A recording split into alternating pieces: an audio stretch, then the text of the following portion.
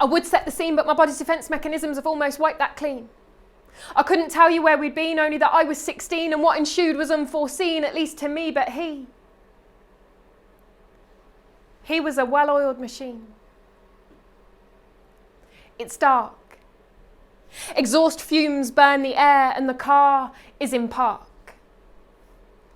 I'm unaware he's about to leave his first mark.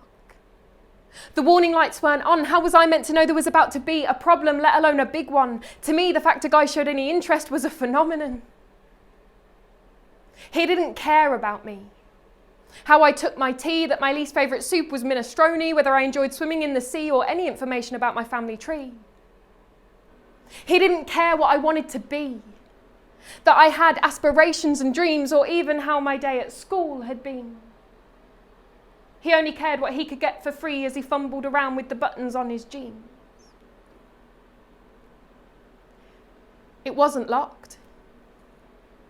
I could have got out and ran or let out a shout, but I sat and barely entertained my doubt because it was too early to cause a fallout. It didn't matter if to my religion I was devout because he knew it wasn't within my character to act out and that it wasn't something that I was going to talk about, maybe. Why I didn't move was because who would do anything that bad? Outside the house containing my mum and dad. 3 older brothers with every reason to get mad. If only my thoughts had clocked the ones he had. But to have attention from an older lad until this moment had made me glad. The one whose name I doodled in hearts in my yellow sketch pad. And now, you're not leaving until I'm finished, he said, as he gripped his left hand around the back of my head and forced it down to give him his. I wanted to be magically in my bed, alone.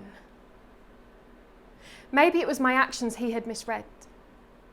Or maybe I was a young girl that he had misled. Now the warning lights were burning my eyelids in blood red. This was nothing like the romance stories as a child I'd been read. It wouldn't have mattered how carefully I'd tread because he'd already planned this out in his head. I should have bit it there and then. Taken one for the team for any future girls or women. But my whole teenage body felt weak.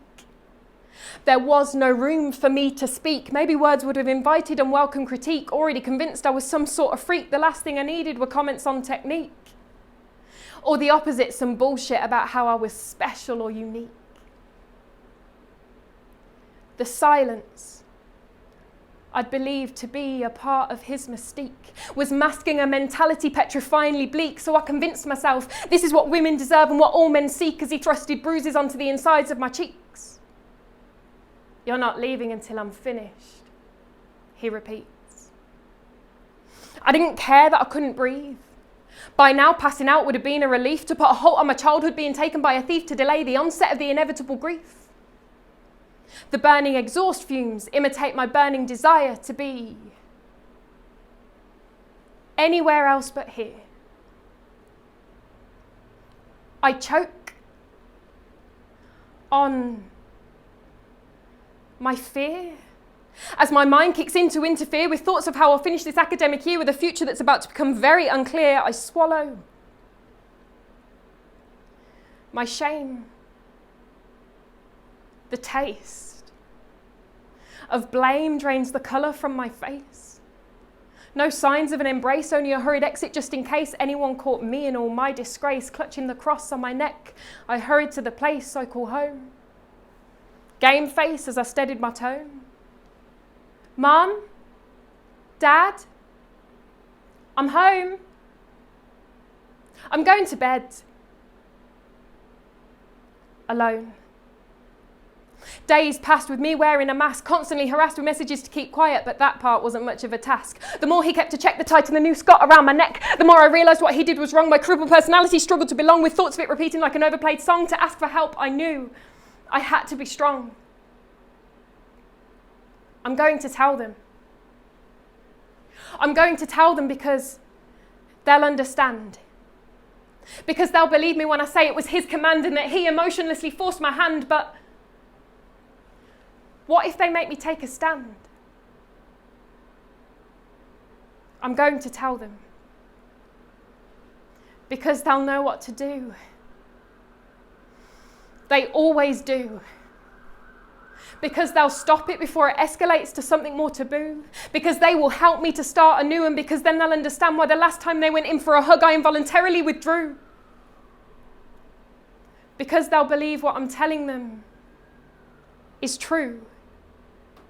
Because Mum will comfort me with her winter stew whilst Dad does his best to undo this warped view that all men will act this way too.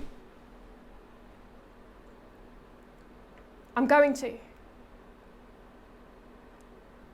Mum? Dad?